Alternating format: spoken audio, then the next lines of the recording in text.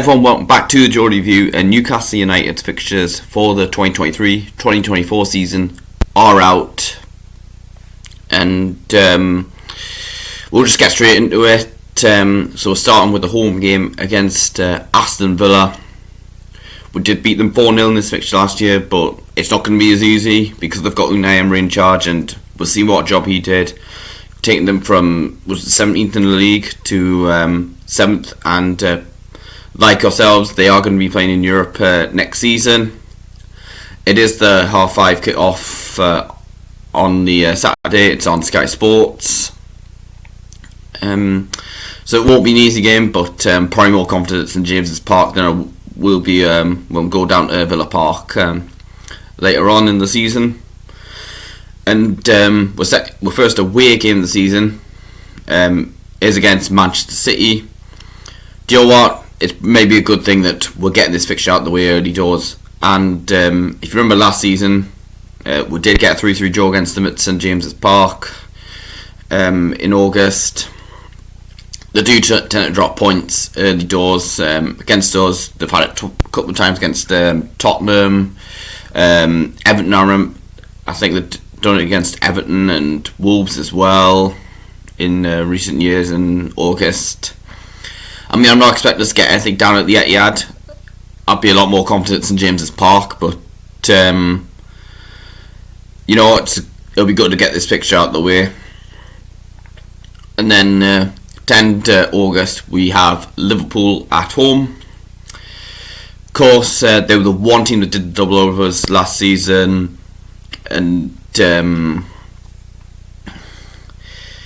yeah, we haven't beaten them since 2015. I think we've beaten everyone else we played in the Premier League since we came up in 2017. But hopefully we can finally get a win against Liverpool.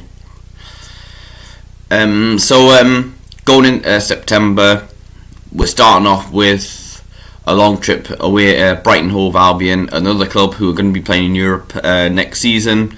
I'm glad we're away on the 2nd of September. I'm not going to go into much detail why, but I was hoping for the fixtures. Please be away 2nd of September. And I'm glad we are, especially when there's an international break the weekend afterwards.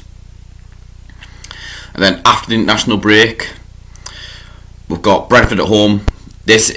I think this is going to be our first 3 PM kick-off. I think the first 4 games will be on the telly.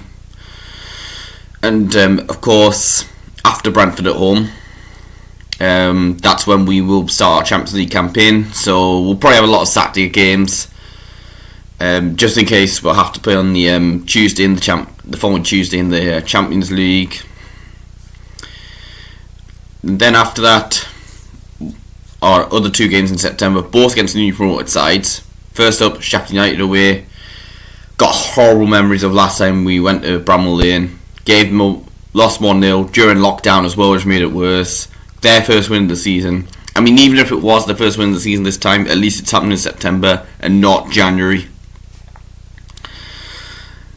And then, but I suppose this time we've got Eddie Howe in charge and not Steve Bruce. And then after that, it is Burnley at home, who did so well in the Championship. I think, well, they've definitely got the best chance, in my opinion, out of the new promoted sides of staying in the Premier League. Vincent Kompany's done very well there, and funny enough, he's actually playing Manchester City in his first game as a Premier League manager at Turf Moor.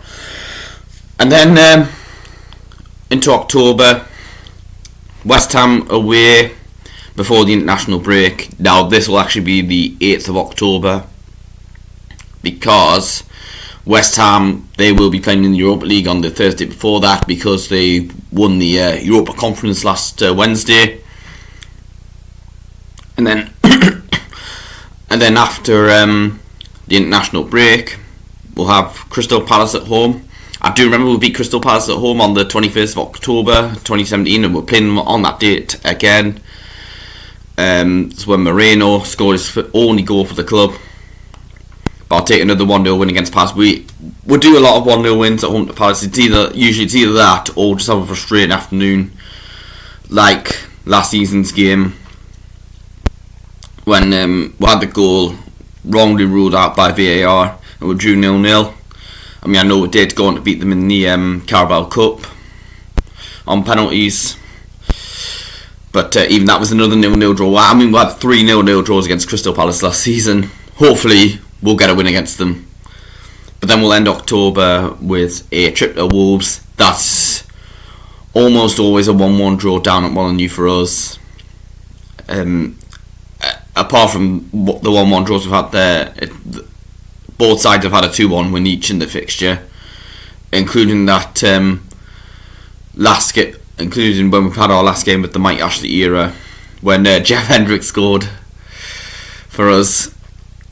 But into November we'll have Arsenal at home to start things off. One of only 2 fixtures were lost at home last season. Arsenal probably another bogey team for us, and then we'll trip to Bournemouth away. We usually seem to play Bournemouth in the last game before the November international break. I mean, last season we played them in September and February in the league, but apart from that, we've always played them last game before the November international break. And of course, Eddie Howe going back to the Vitality Stadium again. And then after the international break, we've got Chelsea at home again in November. Of course, we beat them 1-0 last season when Joe Willock scored. And hopefully we can get another win against them at home. Of course, I mean, I do expect them to be better this season. I mean, they can't be much worse. We'll see what Pochettino can do with them. Into December, so we're starting with another home game, this time against Manchester United. Be nice to record another win against them lot. I mean, to be fair, the only time they've won at St James's Park since 2019 was when we were playing in empty stadiums, and it was 1-1 at 86 minutes, but then we just collapsed and lost 4-1.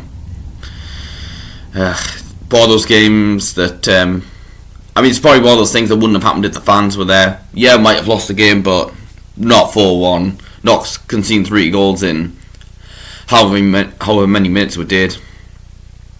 But then after that, we've got yet another midweek game against Everton. I mean, it's like death, taxes, playing Everton in midweek. I think this is 6 times in a row we're playing Everton in a midweek. And the only season we haven't played them in midweek was the COVID season. And of course it's on Amazon Prime again. This is the 3rd season running we're playing them on Amazon. Unfortunately for us, the previous 2 occasions we lost. It was a 1-0 win for the home side. Hopefully that will come to an end and we'll get one over them at Goodison Park, like we did when we beat them 4-1 in April. And after that, it's another away game against Tottenham Hotspur. To be fair, I've got some fantastic memories of when we played them away in December 2015. We went 1-0 down in the first half, but then Mitrovic equalised, and then Perez scored in the last minute to give us a 2-1 win. After that, we got Fulham at home. We've had a couple of drab draws at home to Fulham in December. The 0-0 draw against them under Rafa Benitez in his final season. But then under Steve Bruce during COVID, drawn 1-1 against them, a depressing night really. It took us a penalty, which we were lucky to get, to even get a draw in that game. And then Anderson, I think it was, got sent off. But 2 days before Christmas, bit of a strange one if you have 2 days before Christmas. But then it's the Premier League for you. Plus we have played, West Ham away, Tottenham at home 2 days before Christmas in the past. But yeah, it's Luton away. Of course, our first ever Premier League game at Kenilworth Road. I mean, people were talking about having to go through someone's back garden or something to get into the away end. But I think from what I've heard, they need to sort that out before the season starts. Potentially, is there a possibility of them playing? Having to wait until September to play a home game. I mean, I remember when Blackpool first came to the Premier League, they had to play the first 2 games away from home because Bloomfield Road needed sorting out. Anyway, on to Boxing Day, and it is a home game against Nottingham Forest. Of course, got a brilliant record at home to them. I mean, apart from that horrible game, the Carabao Cup, and lost 3-2 in extra time. That will also be on Amazon Prime, and I would expect it to say 3 o'clock. Looking at the fixtures on that day, and then we'll end 2023 with an away game against Liverpool. Hopefully, it's not going to be like last season where 3 extra minutes to stoppage time added on, and then we conceded right at the end, because that was just. That I just felt like we'd lost that game 5-0, to be honest. Into January, we've only got 2 games scheduled for January so far because of the stupid winter break. I'll be honest, I've never been in favour of the winter break. I mean, let's be honest, non-league players who are getting paid, nowhere near as much as these Premier League players, not being able to train as much as these players, they're playing potentially 3 games in a week or something when, the bad weather hits them. But yeah, these players want winter breaks. I mean, sorry for the rant, but yeah, I'm just not a fan of them. Anyway, the 2 games we've got in January: Manchester City at home, and then Aston Villa away. 2 tricky games. Of course, we went to the FA Cup in January, on January the 6th, hoping we're not getting beat by another League One side, or even or lower side again. And if we're still in the Carabao Cup, that'll be also the 2 when we play the semi-finals. The 2 legs of that. Into February, after the transfer window shuts, of course we will be playing Luton Town at home, then Nottingham Forest away, and then Bournemouth at home. Hopefully we'll get a win against them this time round in the league. I know we'll beat them in the League Cup, but both games were frustrating, 1-1 draws in the league. And then we'll go to Arsenal away to end February. On to March, we're starting with a home game against Wolves. I remember last March just gone, the crucial 2-1 win we had against them at St James's when Almiron scored after coming off the bench. Unfortunately, we've got to wait 4 weeks between home games at this point because international break and the Premier League game, there's 2 consecutive away games. Just before then, I mean, sort this out, guys. I know clubs are inevitably going to have to play 2 consecutive away games, even when, there isn't a midweek game. But do you have to do it when there's an international break? Anyway, it's Crystal Palace and Chelsea away. It's Chelsea away, then Palace. So 2 trips to London, and then we've got another London club after the international break when we're at home at West Ham to end March, and that's also on the Easter weekend. As for April, yes, we are at home to Everton in a midweek, so that's April the 3rd we play them, and then after that we've got a trip to Fulham away. We've won our last 3 games down at Craven Cottage because we used to always lose there, but hopefully we'll make it 4 wins in a row. We're at their place. And then we've got Tottenham at home. You know what? Tottenham at home, we'll beat them 6-1. That was the first game for me after my birthday. This will be the last game as it stands for my birthday, unless we get to the Champions League quarter-finals, because the second legs are the week afterwards. But then again, we might, if we're dropping Europa League, the second leg of the quarter-finals is on my birthday. So you never know, maybe get into a European semi-final on my birthday next year. But just after my birthday, we're playing Manchester United away. But then that is also FA Cup semi-final weekend, so that could easily be having to be moved to a midweek. And then we're home to Sheffield United on the 27th of April. Usually when we play Sheffield United, we'll have the home game against them later on in the league. I remember being there for promotion night in 2010, and I was there as one of the 10,000 fans at the end of the 2020-21 season. The one game fan we could have fans at. And now on to May and the final 3 fixtures of the season. So we've got Burnley away.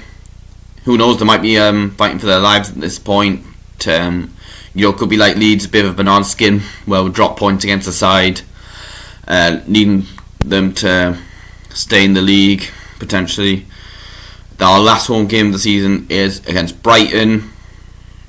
Of course, hopefully it'll be something like the 4-1 win we had against them at the end of last season.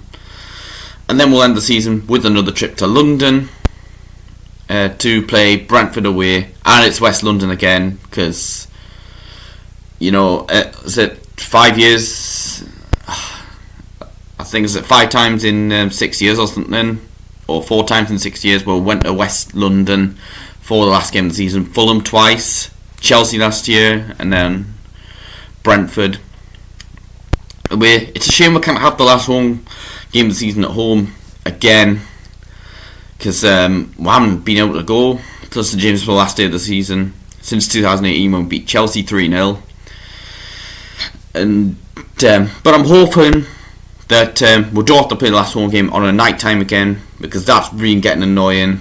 Apart from when we've had it behind closed doors or limited crowds, even that was like 6 o'clock on a Wednesday evening, which was a bit daft, really.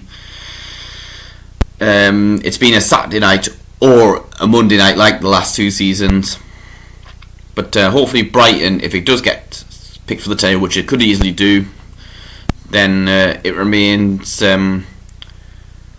it's a sunny afternoon, and it's during the daytime, not at night time, because I'm sick of having to play the last home game in the night time. But that's my thoughts on the fixtures for the season. Hopefully soon we'll get season ticket renewal news. We'll get news about home friendly, which I imagine will take place the weekend before the season starts, aside from Europe. Who knows, maybe aside from the Champions League, and then you never know, we might end up drawing them in the group stages, or even the knockouts stages. Hopefully we'll find out new kits. I'm a fan of the home kit, and hopefully the away and the third kits will come out soon, because there's no doubt I want to get them, wear them in pre-season. But that's pretty much all I've got to say for this video. Don't forget to hit like, subscribe to my channel, check my social media pages in the description below. Thank you for watching, and see you later.